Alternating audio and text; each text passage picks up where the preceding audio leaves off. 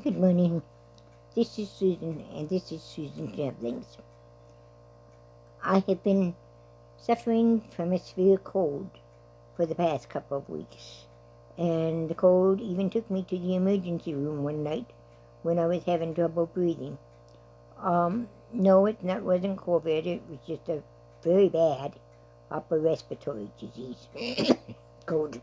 And I'm still getting over it. But anyway, excuse me. Well, I was at the emergency room. Of course, you have doctors and nurses and everybody, technicians and everybody running in and out, doing their thing. And my nurse was there. The young gentleman, I don't know, maybe in his 30s, 40s. I didn't have much of a judge of how old those people are nowadays. But he was checking me in while the other nurses were doing what they had to do, and when technicians were doing what they had to do, draw blood, and they had to take chest x-rays, and they had to do the EKGs and all that kind of stuff. Anyway, towards the end, and after I got oxygen in my body, I was feeling better. And he was doing something, and he looked at me and he said, how long have you lived in Bristol? And I looked at him kind of funny, and I said, what did you say? And he said, how long have you lived in Bristol? Now, see, he could get this information from the church, because it wasn't on the church. My address is Webster. I haven't lived in Bristol since I was 18 years old. So I said, I left Bristol when I was 18 years old, when I graduated from college. And then I just came to Webster. Oh, he said, well, do you know so-and-so in Bristol? Yes, I knew him. Do you know their daughter, so-and-so? Yes, I know him, her. Did you know their son, Papa? Yes, I know him. Well, he says, the older couple were my grandparents. And by that time, we sat up and we looked at each other and said, what? And he said, my grandparents were blank. I married their son. My mother married their son. Oh. When did this happen? I mean, I guess, I don't know.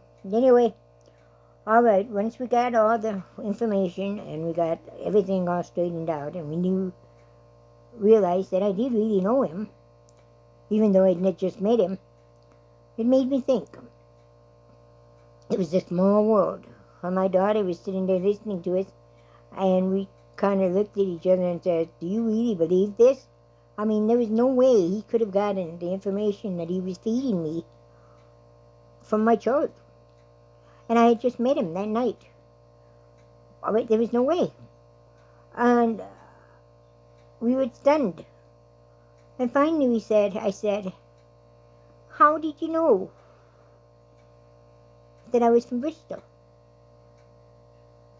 I said, and how did you know this?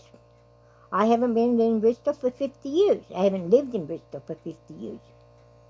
I don't have family in Bristol anymore,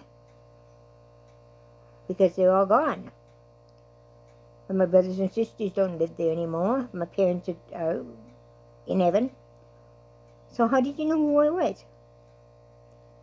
He says, well, my father graduated with your sister.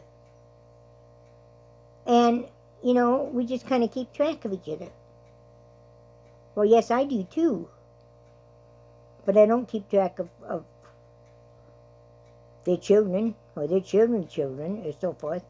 I had trouble keeping track of those I graduated with. But anyway, it made me think. People are watching us all the time, even if we're not aware of it. I had no idea that this guy was watching me, that this guy knew who I was, that this guy was forming an opinion of me just by watching me, and by flirting with me. thank goodness it was a good reputation, and it was good. He had good values. Boy, oh boy, oh boy, you had better watch what you do, and you had better watch what you say, and you had better do what you say.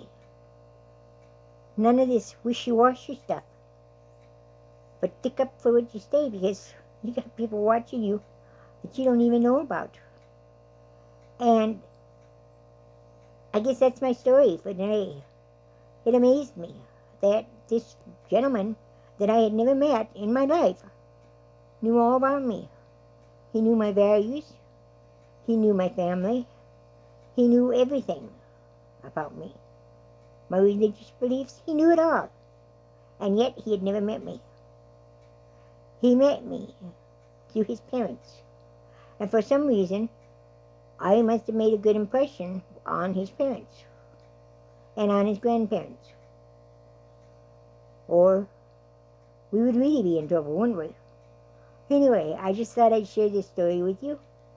It still amazes me that someone I had never met from a town that I had left over 50 years ago was able to identify me and was able to reach out to me because of my values and because of the way I lived my life.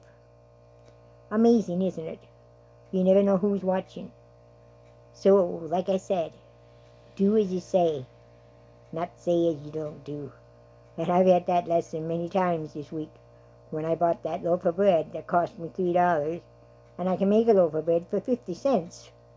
And when I bought a bag of biscuits for about $3, and I can make them for a little over $2. Come on. I was just being lazy. And yet it's coming down to a point where we're not going to be lazy. Can't be lazy anymore. We're not going to be able to eat. But anyway, I thought I'd share this story with you. Watch what you say. Make sure your actions speak for themselves. Make sure your actions give you values. Make sure you live your values. Don't compromise. Have a great day. God bless you all. Bye-bye.